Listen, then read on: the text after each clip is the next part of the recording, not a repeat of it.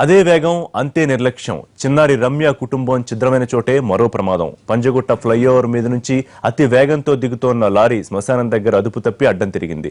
ముందు వెళుతోన్న టూ వీలర్ను ఢీకొట్టింది. టిప్పర్లో ఉన్న ఇసుక మొత్తం రోడ్డు మీద పడిపోయింది. ఉదయాన్నే ప్రమాదం జరగడం, ట్రాఫిక్ తక్కువగా ఉండడంతో ఘోరం తప్పిపోయింది. ఎవరికి ప్రాణాపాయం లేదు. రమ్య యాక్సిడెంట్ తరహాలోనే కాస్త ట్రాఫిక్ పెరిగాక ఇదే ప్రమాదం జరిగి ఉంటే ప్రాణ నష్టం చాలా ఉండేది. అప్పుడు కారు వచ్చి మరో కారు మీద పడితేనే ఓ కుటుంబం మొత్తానికి తీరని శోకం మిగిలింది. అదే లారీ వచ్చి ఇతర వాహనాల మీద పడితే ఇంకెన్ని కుటుంబాలు ఏడవాల్సి వచ్చేదో.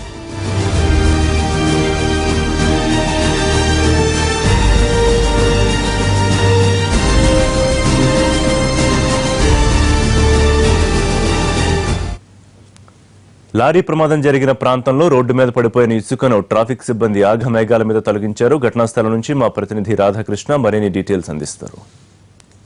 పంజాగుట్ట శ్మశాన వాటిక సమీపంలో రమ్య ప్రమాదం జరిగిన ప్రాంతంలోనే ఇవాళ ఉదయం మరొక లారీ యాక్సిడెంట్ గురి కావడం జరిగింది. ప్రస్తుతం మన సంఘటన స్థలంలో ఉన్నాం. ఇదే స్థలంలో ఆపోజిట్ రోడ్ లో, అంటే ఇప్పుడు మనం చూస్తున్న రోడ్డుకు ఆపోజిట్ రోడ్ లో ప్రమాదం చోటు చేసుకోవడం జరిగింది. రమ్యది గత నెల 1వ తేదీన ఈ ప్రమాదం చోటు చేసుకోవడం జరిగింది. ఇవాళ ఉదయం తెల్లవారుజామున కూడా ఇసుక టిప్పరు ఒకటి అదుపు తప్పి స్పీడ్ గా రావడం జరిగింది. అదుపు తప్పిన లారీ ఒక్కసారిగా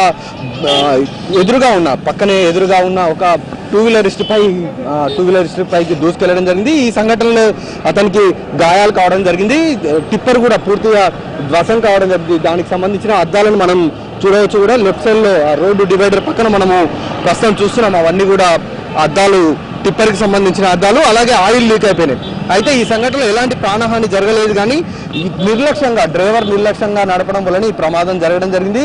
ప్రస్తుతం రోడ్డు పైన ఉన్న ఇసుకను ట్రాఫిక్ సిబ్బంది తొలగిస్తున్నారు. ఎందుకంటే ఒకవేళ ఇసుక కనుక అలాగే ఉంటే ట్రాఫిక్ ఇబ్బంది కలుగుతుంది కాబట్టి, అంటే వెళ్ళే వెహికల్స్ కూడా జారి కింద పడే అవకాశం ఉంది కాబట్టి ఇసుకను ప్రస్తుతం ఇక్కడ నుండి తొలగిస్తున్నారు.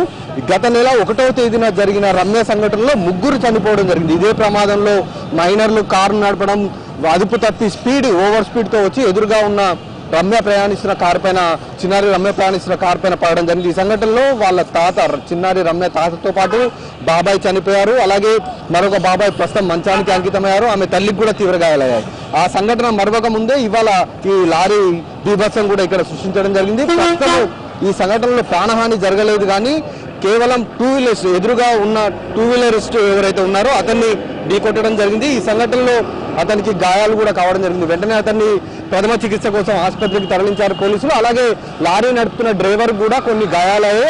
అతని పైన యాక్షన్ తీసుకునేందుకు కూడా పోలీసులు నమోదయ్యారు. అయితే అతను నిర్లక్ష్యంగా డ్రైవింగ్ చేయడం, అలాగే ఓవర్ స్పీడ్ ఉండడం వల్లనే బండి కంట్రోల్ కాకపోవడంతో ఒక్కసారిగా ఈ ప్రమాదం చోటు చేసుకున్నట్లు కూడా ట్రాఫిక్ అధికారులు చెప్తున్నారు. అలాగే టిప్పర్ డ్రైవర్ పైన కూడా కేసు నమోదు చేసే దిశగా ట్రాఫిక్ పోలీసులు అవసరమైన చర్యలు తీసుకుంటున్నారు. కెమెరామెన్ యాదగిరితో రాధాకృష్ణ, NTV, హైదరాబాద్.